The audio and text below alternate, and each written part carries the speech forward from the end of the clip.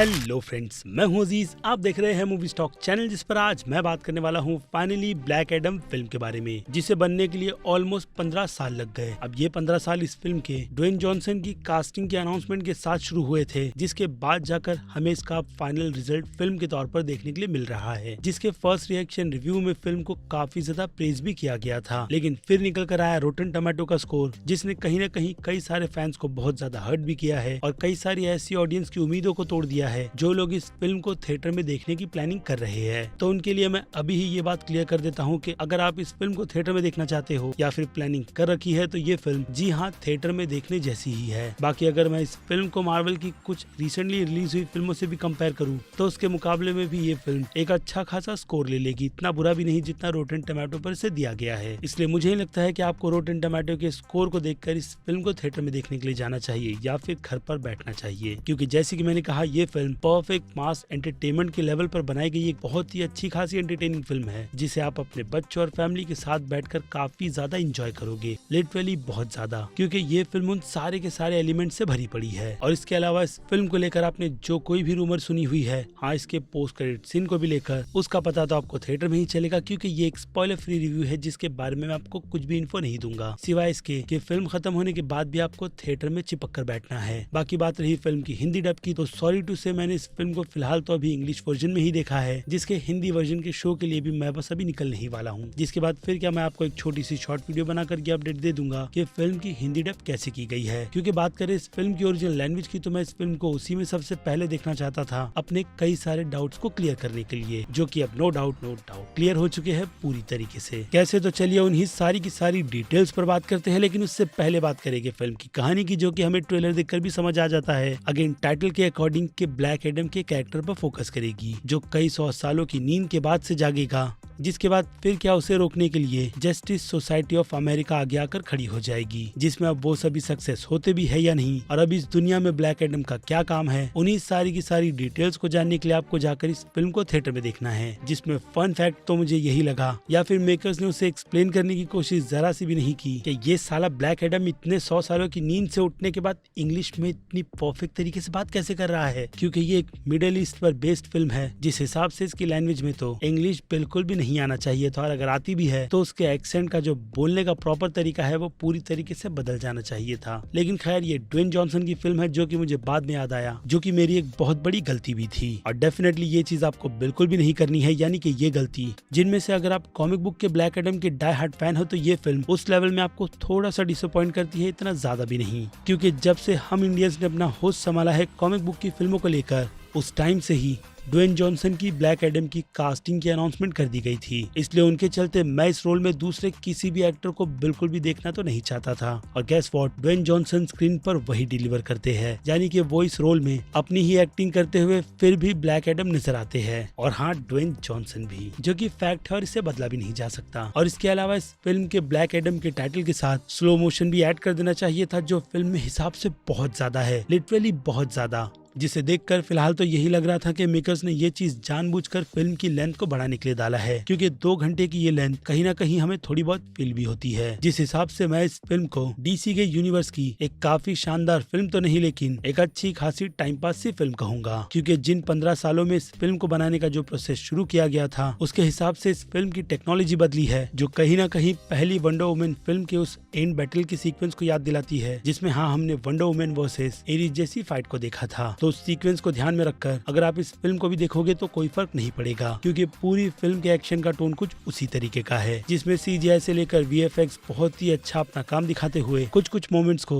थोड़े video game जैसे दिखाता है, लेकिन बाकी कई सारे मोमेंट्स इसके इस डिपार्टमेंट में शाइन होते हुए नजर आते हैं, लिटरली बहुत ज्यादा, जिस कारण से ये फिल्म आपको अपने एक्शन के हर एक पोर्शन में, जैसे कि मैंने कहा, बिल्कुल भी डिसअपॉइंट नहीं करती, क्योंकि पूरी फिल्म का फोकस बस उन्हीं चीजों पर था, जिससे कि मेकर्स यही चाहते थे कि ऑडियंस उन सीन्स को देखकर पूरी तरीके से इस फिल्म को सेलिब्रेट करे, और हो भी क्यों ना। जिसमें अब सबसे बड़ा अनफॉर्चुनेट है कि इस चक्कर में जो फिल्म की 15 साल पहले लिखी गई कहानी थी, वो शायद से वहीं पर अटक कर रह गई है, जिसमें कुछ भी चेंजेस ना करते हुए, या फिर सिंपली कहूँ शज़ैम को पूरी तरीके से इग्नोर करते हुए, एक ऐसी सिंपल और प्रेडिक्टेबल कहानी को बिल्ड कर दिया गया, जो स्टार्ट से लेकर एंड तक हमें किसी भी तरीके का सरप्राइज नहीं देती। यानी कि अगर आपकी एक्साइटमेंट ब्लैक एडम और जस्टिस सोसाइटी के बाद इस फिल्म के विलन सेबक को देखने की थी, वो भी हंटर गैंग जैसी टीम के साथ, तो सॉरी टू से वो इतने फॉरगेटेबल है कि मैं उनके बारे में इस वीडियो में बात तक नहीं करूंगा, क्योंकि क्लियरली उन सारे के सारे कैरेक्टर्स को या फिर सिंपली कहो विलन्स को इस फिल्म में ब्लैक एडम को अच्छा दिखाने के लिए ही डाला गया है, जो कि कहीं ना कहीं ब्लैक एडम का एक डाउनग्रेड साइड भी हमें शो करती है। लेकिन फिर हमें याद आता है कि कॉमिक बुक में भी ब्लैक एडम अपनी सिटी खंदक को प्रोटेक्ट करने के लिए किसी भी लिमिट को क्रॉस कर सकता है, तो यहाँ पर भी हमें ब्लैक एडम कुछ वैसा ही करते हुए नजर आता है, जिस कारण से ये फिल्म DCEU की टाइमलाइन की तो है, लेकिन उन सभी पर कुछ खास ज्यादा इम्पैक्ट नहीं डाल रही। हाँ, कुछ क्रेजी मोमेंट्स को अगर छोड़ दिया जाए जो कि पहले ही लीक हो गए हैं, तो उससे तो आपका मजा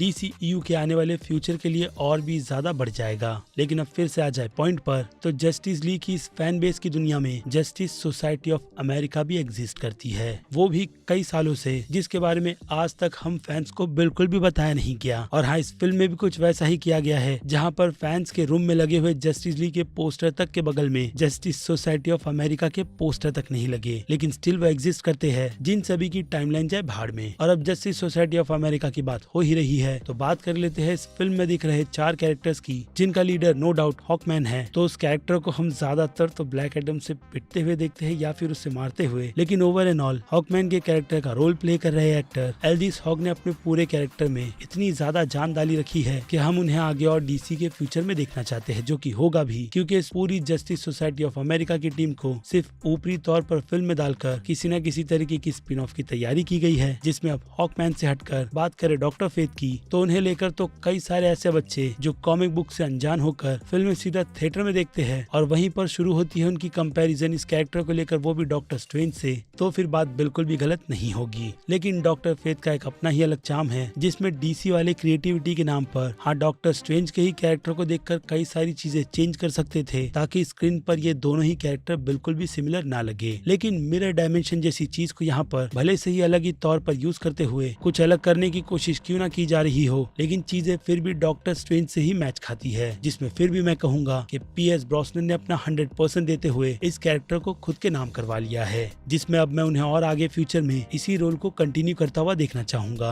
और फिर उसके बाद बात करें साइक्लोन की, तो ये कैरेक्टर स्क्रीन पर आती है, धूल मिट्टी उड़ाती है और अपने कैरेक्टर को प्रेजेंट कर फिल्म खत्म होने के बाद सीधे चली भी जाती है। इसलिए इसके बारे में बात करने जैसा मेरे पास ज्यादा कुछ है नहीं। जिनसे हटकर अब बात करें नोआ सेंटिनो के कैरेक्टर एडम स्मैशर की, तो जब उसके लुक को रिवील किया गया था तो लोगों ने कंपैरिजन डेडपुल के साथ की थी, जो कि अब भी इस फिल्म को देखने के बाद होगा, क्योंकि ये कैरेक्टर हमें स्क्रीन पर ज्यादातर तो कॉमेडी पंचेस बोलते हुए नजर आता है, यानी कि डेडपुल जैसा कैरेक्टर, जो कि अब DC में भी एटम स्मैशर के नाम से एग्जिस्ट करता है। लेकिन फिर भी जैसे कि मैंने कहा, सारे के सारे कैरेक्टर्स अपना 100% देते हुए नजर आते हैं, जो कि हमें स्क्रीन पर कन्विंसिंग भी लग रहा है। लेकिन इन सब के बीच अगर किसी ने अपने रोल को सबसे ज्यादा सीरियस लिया है, तो वो है सारा सिहानी, और फिल्म में दिख रहा है उनका बेटा, जिसे ब्लैक एडम के साथ देखने पर आपको टर्मिनेटर 2 फिल्म की काफी ज्यादा याद आएगी, क्योंकि ये फिल्म ज्यादातर तो उसे ही ट्रिब्यूट देते हुए ये बता देती है कि मेकर्स को घंटा कॉमिक बुक से कोई फर्क नहीं पड़ रहा था, जिन्होंने ब्लैक एडम की बस ऊपरी तौर पर स्टोरी को लेकर पूरी फिल्म को अपने हिसाब से बनाया है। यानी ये फिल्म कॉमिक बुक को बिल्कुल भी ट्रिब्यूट ना देते हुए अपने हिसाब से ही चलती है, जिसे ऑडियंस भी इंजॉय करती है, क्योंकि फिल्म को उन्हीं चीजों को ध्यान में रखकर बनाया गया है। और फिर बात करें ड्वेन जॉनसन की, जिन पर मैं पहले भी बात कर चुका हूँ, तो फिल्म में इतने सारे कैरेक्टर्स और कई सारी चीजों की खिचड़ी बनाने के बाद ये फिल्म उन्हें ही इस फिल्म में कहीं ना कहीं सपोर्टिंग कैरेक्टर बना देती है, क्योंकि इतनी सारी खिचड़ी स्क्रीन पर देखने पर आधी पकी भी लगती है, पर वो कहते हैं ना, इसे भी खाने में मजा आता है, जिसे आप अपना टाइम तो थिएटर में जाकर दे सकते हो। और फिर अब बात कर ले फिल्म के बाकी दूसरे डिपार्टमेंट की,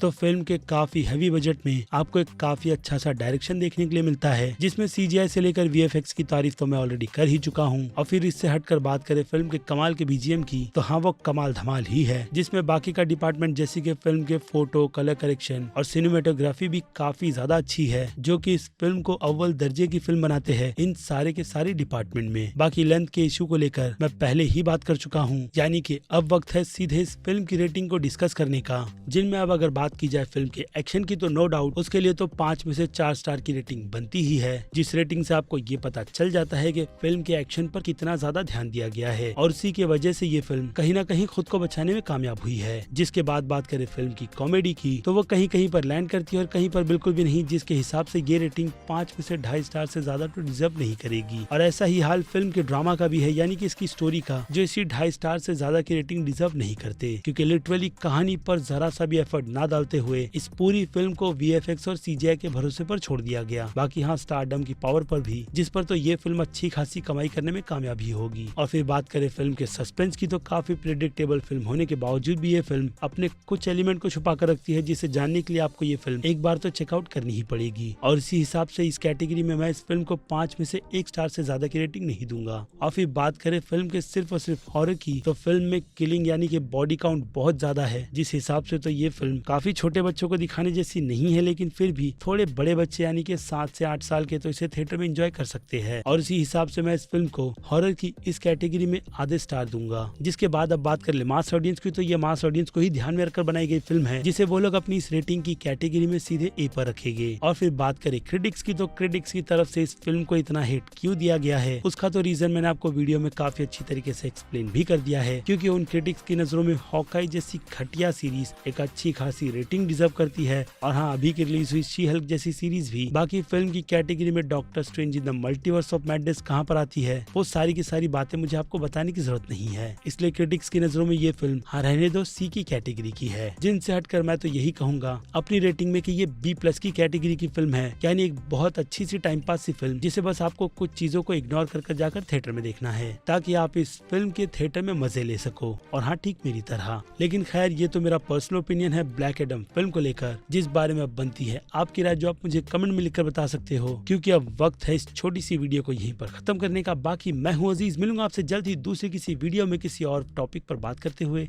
और टिल देन बाय।